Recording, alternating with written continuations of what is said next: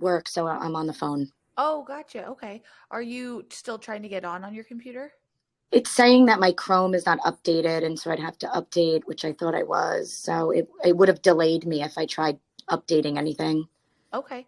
I mean, if you want to try to update it, I'm happy to wait. Or if you want to do it on your phone, we can. Um, Um, let's just do it on the phone because I don't want to take you. Can you see me? Is the clarity okay? I can see you, but it is a little, Blurry? yeah, it almost looks like there's like a film or something. Mm, Hmm. yeah, it's like almost looks like a filter, if that makes like it's like a yellow, like you kind of look like you're coming out of Yeah, my heaven. brother's laughing at me. I have a 7S. I don't have like one of the newer Oh, filters. well, we can. I mean, we I can. mean, I'm clicking on update the Chrome. Okay. Let's see if it's like a 1 minute thing. Yeah. Yeah. Riverside, update Chrome. I'm just not good with this stuff. How to update. So I already downloaded Chrome's. They're asking me to do it again. Accept and install. All right, let's just see if it's quick and easy.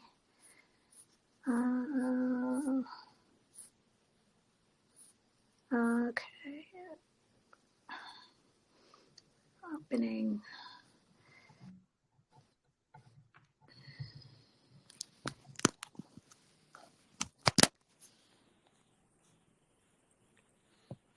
Well, thank you for being on and being part of the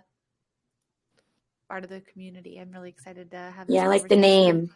Thank you. We spoke like months ago, right? You gave me this appointment. It was like pushed back because you were. How long have you So been doing this? yeah, so I think we scheduled about a month ago. So a Yeah. month ago is when I started scheduling, and it was crazy. I had over 130 women, moms, reach out to be on the podcast. So my scheduling link, I have about like 12, I record about 12 spots a week or so, and they just filled up so quickly. And we actually just launched on April 1st, Monday. Good for Um, you. Thank you. Yeah. And it's been really exciting. So we launched the online platform about a week and a half ago, which is it's just a free online community. I don't know if you've gotten in there yet, but um, so with that, we have about 40 women in there. And then the podcast had 100 downloads in the first 24 hours. And I mean, I have over close to 30 episodes recorded. We've released 9, and then we're doing 2 a week. So yeah, it's been good. It's been fun, I and don't know. it's I'm not good at this stuff, mind you. oh, no problem. Telling me to open it up in applications. I just write books. I just like this is not my thing. This is part of like a marketing where I'm getting stuck.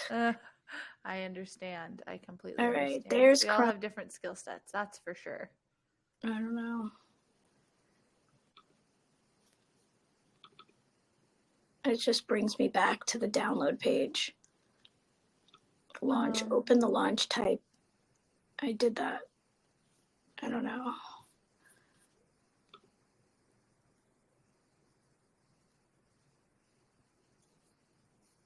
Yeah, I don't know. Sorry. No, you're fine. I don't know. I think I'm just going to have to do it. When I click on it, it brings me back.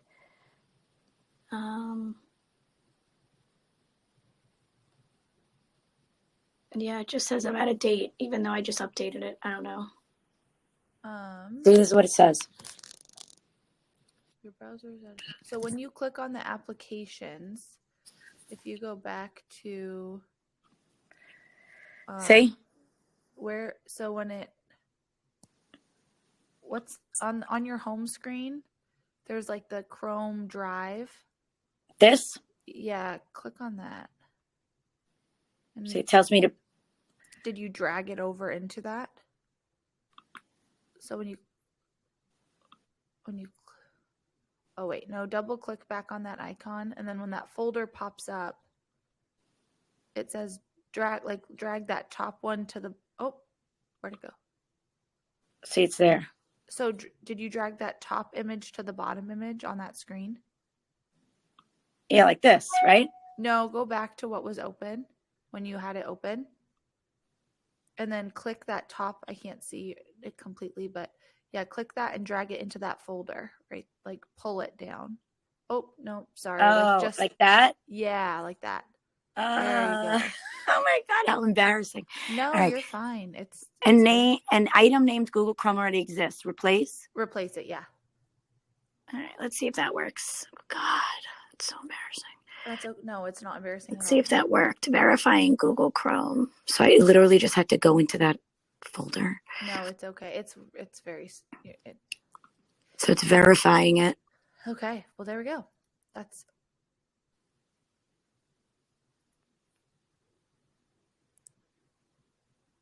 And then I should be able to just pull it back up on this link.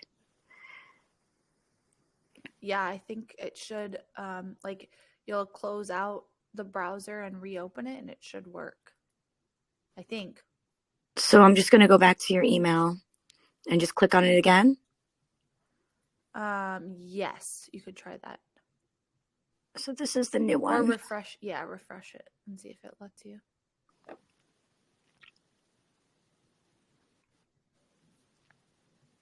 No. If Let you me close, exit. yeah, I was gonna say if you close out completely, and then I wonder if it will let you refresh or it gives you a new one. If we need to do it on the phone, I don't want to make it difficult for you. So. Yeah. And I do have a baby sleeping next to me, so if you hear any noises, let me know. Didn't work. Oh, okay. If you click on Oh, maybe it's because this is jumping up and down. I don't know what this means. Oh, is that the one you clicked on? Click on that one. The one that's jumping.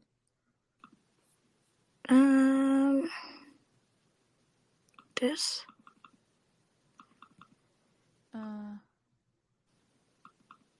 Oh, it's not working now? No. All right. So there's Google Chrome. Okay. But I went to your email and I just clicked on the link.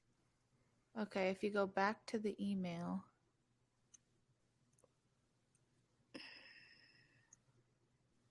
If you close out that tab and go back to the email again, I wonder if it'll open it in like a new window with the new Chrome. Or is that the... It just brings it back to here.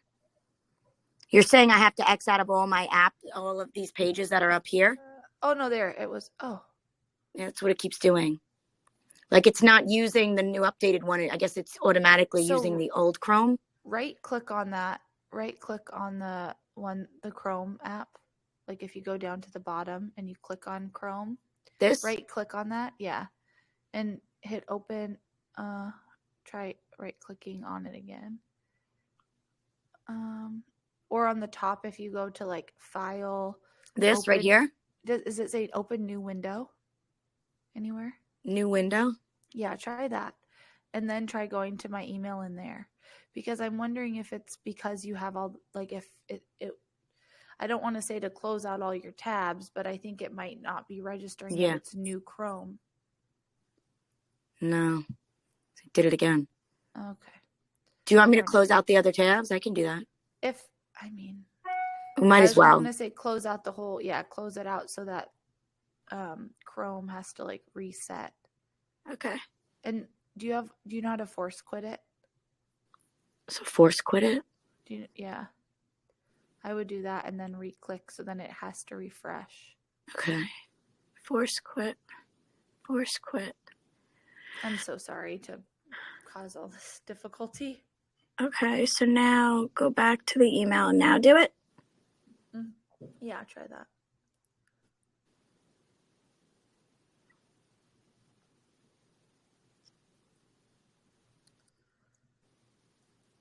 Oh, gosh. No, yeah.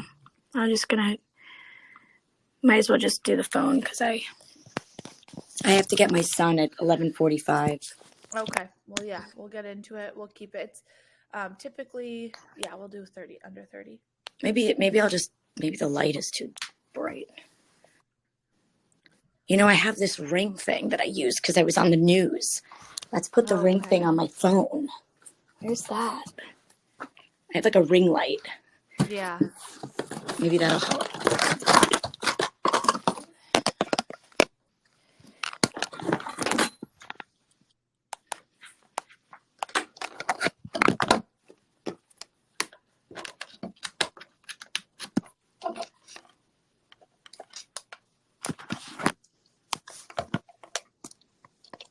Oh yeah, that looks better, I think. When I Wait, did what? that. Where'd I go as room? What the heck? Maybe I'll put it on this. Is that better? That's good. Yeah, I think so.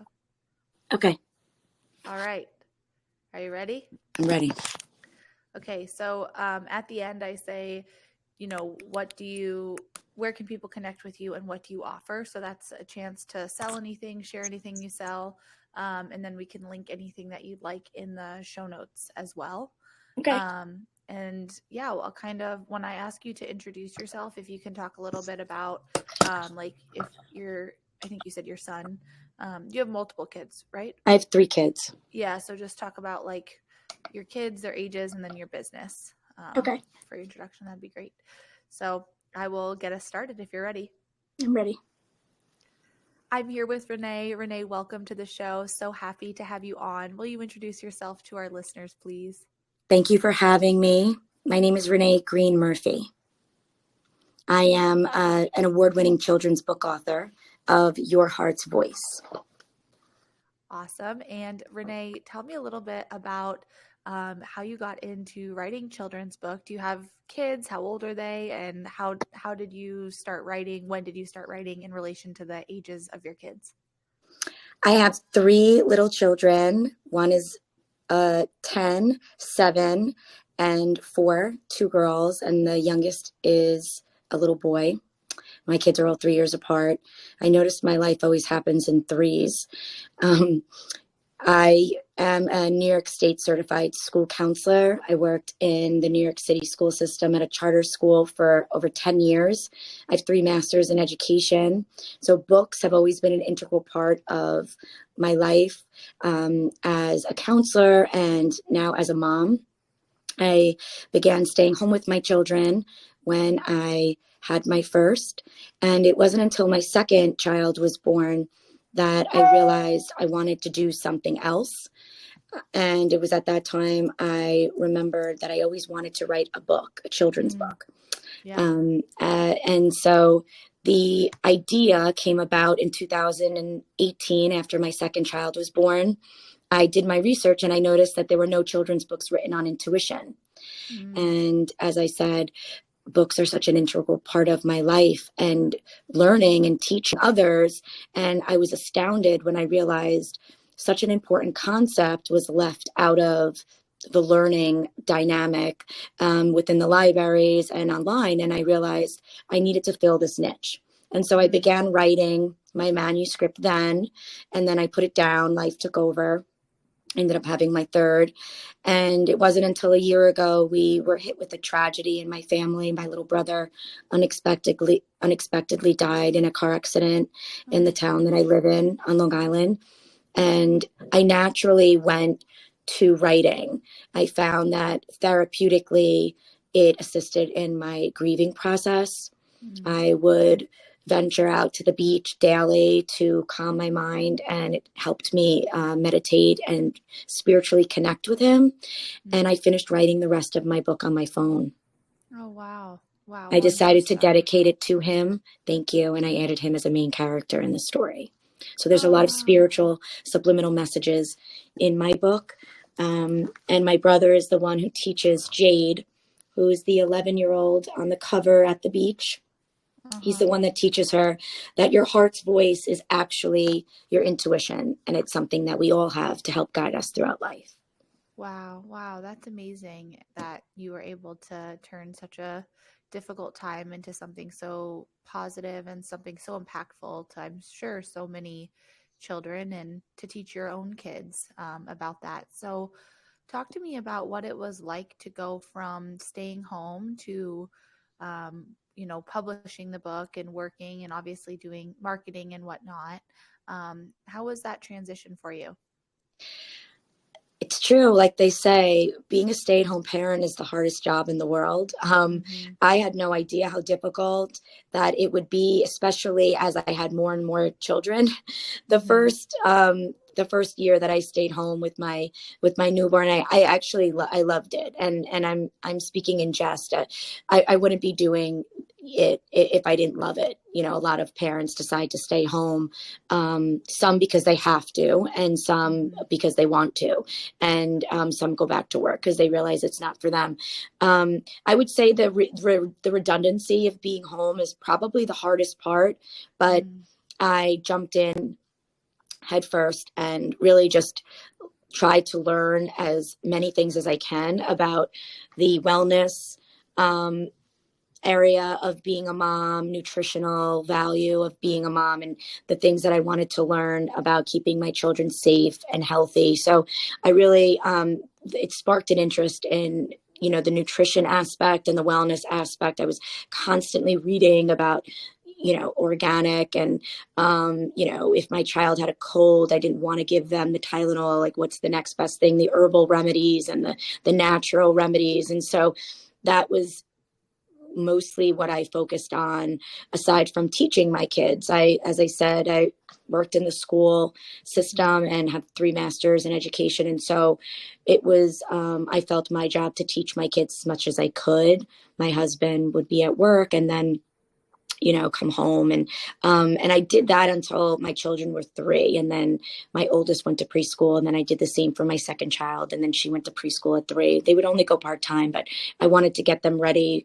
So they went in knowing their ABCs and their numbers and their shapes and their colors and their body parts. And so all of that I love doing. Yeah. But I think the redundancy of being home every day is what makes it so difficult. And so I think that's why when I had my second, that's when I started realizing, I already did this once. Now I have 2, and it's true. They do say, 1 to 2 is a little easier. 1 to 2, 0 to 1 is a little easier. It's from 1 to 2 that actually makes it a lot harder because you're used to just having one child that you're doing everything for. I shouldn't say it's easy, but I did think it was easier. It was when I had my second that life became that much more harder. And so that's when I realized I need an outlet. And so the gym is not enough, and cooking is not enough, and reading about holistic remedies and nutrition is not enough. And I still struggle with that balance, I will say. But that's when I started writing. Writing has always been not only therapeutic, but just a natural creative outlet for me. I think from a young age as a child, I just always wrote. I always had journals. I always enjoyed English class. And so I just naturally went to writing, and I want to be able to help others, hence being a counselor and wanting to have 3 kids. I always wanted to help. And so to me, this is the best way that I can contribute back to the educational system and to society is by teaching children that we have this heart's voice in our heart that teaches us right from wrong. And because there's no other books like it, if children aren't learned in the home what it is, then they don't know about it. And so it's my goal to be able to share it with as many children and young adults as possible. I like to say it's also a gentle reminder for adults because our intuition is instilled within all of us, but adults forget that it's there. The mundane chaos of life takes over, and we become less centered, and we forget that we have our intuition as well. And so my book is also a reminder for adults to tap into your inner compass. It's there, and it's to help guide us to make good choices and to feel like we're on our life's purpose and our life's path. Yeah, definitely. And I think what you said too about always having that creativity outlet of writing, that you always felt called to that. I think that's so important to acknowledge because I think as adults and as moms, it's so easy to try to ignore those passions that we did used to love so much. And I think we deny ourselves the opportunity to pursue those things a lot of the time because it's busy. Raising kids is a lot. And regardless of if you're working in the home or working out of the home, I mean, there's not a lot of free time to do things for leisure. At least for me, it feels like there needs to be a reward that comes out of something. If I'm spending time doing it, I need to be able to see, okay, I spent my time there, so it resulted in X. So Yeah. for you, before you set out to write a book, how did you give yourself that time and prioritize that time to allow yourself to write, or did you always have the goal of publishing a book? Well, as I said, I had the inkling, and again, I've always relied on my heart's voice, my intuition in life, and so I've always taken it a step further. And not only do I listen to it and do I use it to help guide me, I also I utilize it as a tool and as a visualization, and I take it a step further, and I use it to manifest. So a lot of what my life has turned out to be are things that I kind of saw happening. That's a little bit of a different topic, and it might be too complex for people. It's taking my book a step further, but I think the beginning stages are identifying what your intuition is and recognizing that it's in our heart. Not to be confused with an emotional decision, and it's not emotionally based. It really only works when we shut out the noise. So external factors don't play a part in what your intuition is telling us to do. So once we're in a calm space and we've calmed our mind, and we're meditating, and our body is calm and our mind is calm, if we just take a minute to listen, there is a voice there that will always tell us the right thing to do. It's not going to tell us the wrong thing to do. It's there to tell us the right thing to do. And so many times we don't hear it because of the chaos of the external factors. Figuratively, literally, physically. And so that's the first step, is identifying what it is and being able to mentally calm our mind. And then once we do that, and we teach children that when you listen to your heart's voice, it turns out being the right choice. It's like a muscle that gets stronger. And so then they're able to see that, wow, when I listen to my intuition, it helps me. And that boosts self-esteem. And our children are in dire need of that. It also instills independence. And so I think as a mom and as an educator, being an independent thinker is very critical to childhood development. And it also, these tools and these skills, they help create us within adulthood. So when we're independent thinkers as children and we have high self-esteem, we're more likely to be independent thinkers and have high self-esteem as adults. So it really starts at a young age, and it's important to train our minds and our bodies to do that and to trust ourselves. Our inner compass is there to be able to rely on ourselves, whether it's a decision based on danger and we're able to quickly react and make the right choice, or whether it's a simple decision, within the home, or something that's more complex as we get older. Because as we get older, our problems and our decisions do become more complex. So it's something that's always there, no matter where you are in life, no matter where you are in this world, boy, girl, a teenager in LA or a little boy in India. Our heart's voice is there, and it's within all of us to help us. And I really want to be able to share that message and let parents and educators and schools and libraries know that once you read my book, it'll help teach children a lifelong skill that they'll be able to carry throughout life, and it'll help them. And that's really, what my aim is. Yeah. So to go back to what you said, how the first step is to really quiet all the noise so you can hear that intuition and that voice. Talk to me about how you are able to do that for both yourself, and then how you're teaching kids to do that as well. So for me, Jade, for instance, how she's at the beach. This is really where I go. This is my ideal spot. The weather isn't cooperating in New York this time of year, but even if it's chilly, I do go to the beach, and I do find that immediately when I'm one with nature, even if I go outside for a walk, there's just like an energetic vibration that helps immediately calm my nerves. There's like scientific, there's there's science that can back that up. That's why they say grounding when you go outside barefoot and you plant your feet on the ground. There's like a magnetic wave that scientifically calms our nervous system. And so being one with nature is something that I always immediately go to. You know, I drink calming tea, and I believe in like holistic herbal remedies, whether it's ashwagandha, you know, to calm my nerves. But that to me is something that is imperative in the clarity and the calmness and the reliance of being intuitively aware. That's the first step.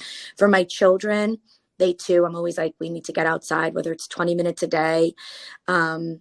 Children need to move their body, but they also at the same time need to calm their mind. You know, social media, technology, TV, all those things are very stimulating. And so being outside immediately, whether we go for a walk or they're just like playing on the playground, or we go to the beach, those immediately help calm them. But I do tell my kids, if you can't get outside, just go to a quiet space in the house, count down from 10. Take a deep breath. My middle child loves to color, so she immediately pulls out her coloring book and she starts coloring. My oldest loves to read. She finds a quiet nook in the house and she pulls out one of her favorite books and she starts reading. My son, he likes to color too. He likes to build blocks. He likes to do a puzzle. So you should find what works for you. But as long as your body is calm, then your mind is calm. And that's when you'll be able to hear your voice a little louder from your heart.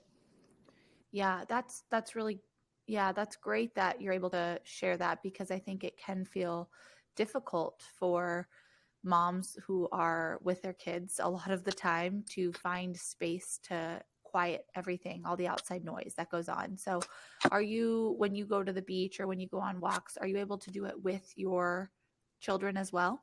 Yes. I want to move to the beach. That's my goal right now, actually. Not on the beach, but within walking distance. I think that in life, you should find what works for you. We're all different for a purpose. And whatever works for you, as long as you're not harming yourself or anyone else, I'm an advocate for finding what works for you. And I believe in, looking within and being able to learn from yourself, as opposed to following others. So finding what works for you, that's what works for me. So don't fix it if it's not broken. I do take my kids to the beach, but again, ideally being able to live close to the water, I'm able to utilize my 5 senses. And that to me is like the ultimate calming. So the sand and listening to the waves, watching them, feeling the water, the breeze. I'm also able to connect to my brother there. And so those are the ways that I feel best. Listening to music, going for a drive. I'm not particularly fond of the car like I used to be, but listening to music helps. Cooking. I always enjoyed cooking and baking. I go to the gym. I take spin classes and yoga. So those are other ways that help calm me. And I do try to integrate my children into those ways, but I also want them to find what works for them. Sometimes calming ourselves is, I hate to say it, not being right next to others, whether it's, other adults or our children, right? And so once we're able to be in a place in life where we feel confident and comfortable doing that and listening to our own body and our own self, we'll rely on ourselves to make those choices better. And it grows and it builds, and that trust is there, and that connection just grows stronger. I think that's what's so important about your intuition, is being able to trust that it's there to help us. Definitely. So for someone who doesn't have that trust with their intuition, for whatever reason, as adults, there's time we doubt our intuition, or we've struggled to fully believe that we can trust that voice and that gut feeling, so to speak. What advice do you have for someone to rebuild that trust and start tapping into their intuition again? I think with trial and error, when you start utilizing your intuition, which is first you come to a quiet space, and whatever decision you have to make, big or small, when you identify that I have this voice in my heart that's telling me, yeah, that's the right choice. That's what you should be doing. Sometimes it's not the easiest choice.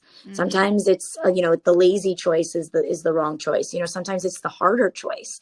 Yeah. But when we make that choice, we'll see the result was right afterwards. That's what builds trust. So when I bring it back to my children, let's say my daughter is tired, her favorite show is coming on, she doesn't want to study, she has a math test tomorrow. And I tell her, calm your mind, calm your body. What is your heart's voice telling you to do? The easy route and the lazy route might be saying, don't do it. Just wing it. You'll be fine. But she would say to me, I know that the right thing to do is to study. It's the harder thing to do. I'm tired. I don't feel like doing it. I really want to watch my show. And then the end result is, how'd you do on your test? You did better. So then they see the correlation that when you listen to your heart's voice, you're making the right choice. It's always going to be for the better. Our heart's voice is not there to tell us the wrong thing. We have enough of that. There's enough negativity in this world, in society, in technology and external factors, in our colleagues and other adults, and gossip and bullying. And it's just the easy way out. It's there. It's like a dangling carrot. The hard part is trusting our intuition and our conscience and doing the right thing in life. And sometimes that's the harder thing. Sometimes that takes more work. Yeah, definitely. I think that's a great point, because I think there is so much negativity in the world that it can be hard to distinguish that amongst, everything that's coming in, to filter out what is a good choice but hard, what's negative but society I don't know what I'm trying to say. Acceptable Societally, within yeah. society. Yes, exactly. And to navigate what is the right choice for us, not the right choice for everyone else. Well, that's so I it. think that is such a big part of what we experience, is this pressure to conform. And I think that's how we lose touch of our intuition. Would you agree with that as an issue that children are facing right now?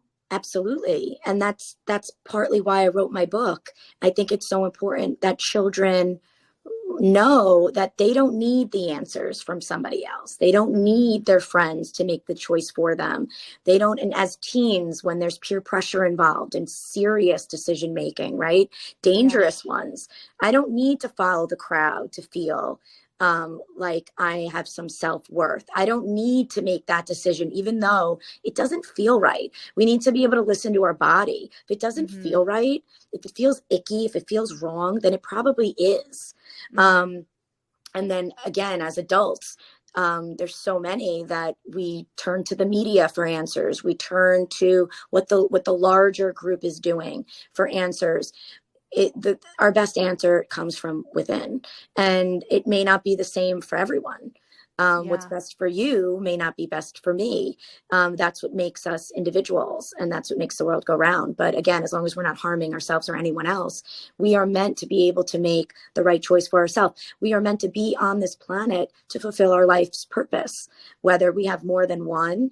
But we're here to figure out what that is. And we're never going to get there if we're relying on external factors to make those decisions for us. We know what's best for us, but we get skewed by what society tells us to do and what friends tell us to do, and even teachers tell us to do. And sometimes parents tell us to do. But within, when we have that inner compass that we can rely upon, life is a little less scary, isn't it? When we have that inner compass that we can trust on and we can believe is there to help guide us, then we feel a little bit more at ease, and it boosts morale, it boosts self-esteem, it boosts our self-worth. It aligns us on our right path. It shuns away the fear, which is not very natural. That too is an emotion that is telling us we're on the wrong path, right? So it helps guide us, and it helps remind us that we have this ability to be able to always delve deep within and turn to ourselves. And it's our God-given gift, and it's there to help us. Yeah, I think that's so great. I'm so happy that you shared that, because I think that is so huge. And as parents, I think our goal is always to empower our kids and to help them feel confident in their decision making and strengthen them up so that when they're faced with those tough decisions and, you know, when they have to make the right decision that goes against the crowd, they're able to do that. So I think the work you're doing is so, so important. And yeah, just really great that you're speaking about that. And it's bizarre to me that nobody has tapped into that and prioritized teaching that to our kids. So with that, at what age do you feel like this is something that we can start teaching our kids? I mean, obviously your book makes it very accessible to younger kids, but as you know, at what age range should we be introducing that versus having those harder conversations? I say that my book is written for 5 and up, but I have read it to my son's preschool, and they're 4, and they were listening diligently with, you know, crisscross applesauce and, you know, hands in their you know, lap, and they asked questions afterwards. And so they were only 4, and it is in his preschool here in the town we live in, which I'm happy to say. So depending on the development of the child, 4, 5 and up, it's for end up, and I emphasize end up. So it's not just for elementary school age children. I think it's perfect for middle school. It's integrated into the curriculum in the charter school that I used to work at in New York City, which is a network. So there's an elementary school and a middle school. And so it's not just in the library, and it's not just in the counseling department. It's in the classrooms of every single class in all 3 schools. And I'm very happy about that. It's not only to help the teacher be able to boost emotional intelligence in the classroom per child and student, but it's also to help the child use my book as a tool to help regulate their emotions. So many times we want to remove the child who's acting out, or we want to just send them to counseling. I mean, that's what I did for 10 years. We want to remove, we want to send them away, we want a Band-Aid, we want a quick fix. But my book is so imperatively it's so imperative, the message, that the child can stay within the classroom, and it can be utilized in a group setting, as long as, you know, the language is consistent. And, you know, we just have to remind our students, once you're in a calm and quiet space, you need to be able to hear your heart's voice and listen to what it's telling you to do. And then how do you feel after you do that? It's very important for children to be able to connect that. Well, I felt happy when I made that decision. I felt good about myself. Jade has 3 life lessons in the story, and I wrote them very simply for any child to be able to understand. One is cleaning up her toys, one is eating her vegetables, and another is putting her dad's pen back. After she used it, she was actually drawing an angel for her uncle, and that's another spiritual subliminal message for my brother. But returning things after you use them. And so these are very simple life lessons, but things that any child, adolescent, can relate to. But she felt good after she made those choices. When she didn't listen to her heart's voice and she didn't put the toys away, she didn't feel very good about herself. And so it's very important to be able to revert it back to how we feel, because children will remember feelings, and so do adults. How did we feel, right? So much of our childhood is based on emotions and feelings, right? We may have forgotten what we did when we were 6, 7, 8, 9, 10, but we remember how we felt around our aunt, how we felt when we took that vacation, how we felt when we were baking with our grandma, right? So we remember feelings. When we're able to revert, well, how did you feel when you made the right choice? And that's a positive emotion. And then that's what helps also instill that inner compass and that trust, and that creates that so that intuitive awareness, which also boosts emotional intelligence, which our children need. They're in dire need of that. So many children are filled with anxiety, and their emotions are not regulated, and they're seeking medication for it, or they're seeking other outside factors to be able to feel good about themselves, when really we want to be able to trust our emotional self, that we know what's best for ourselves if we're in a calm, happy state. And it's just so imperative in life to be able to have that skill. Definitely. I agree 100%, Renee. And I am just so grateful that you made this book, that you were able to take that experience that was obviously very hard to go through, and turn it into something so positive and for impacting so many children through your book. So thank you for that, Renee. And thank you for being part of the Mom Boss Central community. We're so happy to have you. For our listeners that want to connect with you, want to purchase your book, where can they find you and where can they buy it? My book is available on Amazon, Barnes & Noble, Walmart.com, a bunch of other global platforms on the internet. There's also ebook available on iTunes and Apple Books. Also my website, reneegreenemurphy.com. There's an E at the end of Greene. I sell my book that way as well. Okay, great. Well, we will link that in the show notes below. Thank you for being on again. And thank you for being part of the community and sharing how important it is for our kids to be able to tap into their intuition, but also for us as adults to tap into that and prioritize time to do that as well. Thank you for having me. Thank you so much, Renee. I was trying to get you out in the nick of time for your son. I hope Thank you're okay you. on time. Yeah. Yes, I'm good. Sorry for all the technical difficulties. I No, apologize. it's not your fault. I need to figure this out because you're the second podcaster that utilizes that platform. And it was actually a sibling loss podcast. And I did it with her, but it was months ago and I guess I deleted it. Oh. And so I shouldn't have done that because I would have had it. I don't know. Something happened because it was on the computer. But now I should figure out how to keep it on the computer because now, two of you have used it. So it's probably something that most podcasters use. So it's it's a common platform. Well, if, when we end the call, it's sometimes ask you to leave the window open a minute so it can finish uploading. We will reach out once we have your episode release date, and we'll also send you a sneak peek clip so you can share it on social media if you'd like. And would love to see you in the community as well. I'd love to send you a copy of my book as a thank you for having me. That would when be you so email great. me, send me your address and I'll mail you a copy. Okay. I definitely will do that. Well, thank you again. That's awesome. Yeah, my kids are young, but I'm sure they'll love it and it'll be good to. How old are they? I have two. My twins are 17 months old, and then I have a 2-month-old. Oh, yes. Very young. Oh, yes. Congratulations. Thank you so much. I appreciate it. Well, you can hold it in your library and then read it to them as they get a little older. Share it with your family. Will. Okay, thanks again. Start them young. Yep. Thank you. Have a good day. You too. Bye.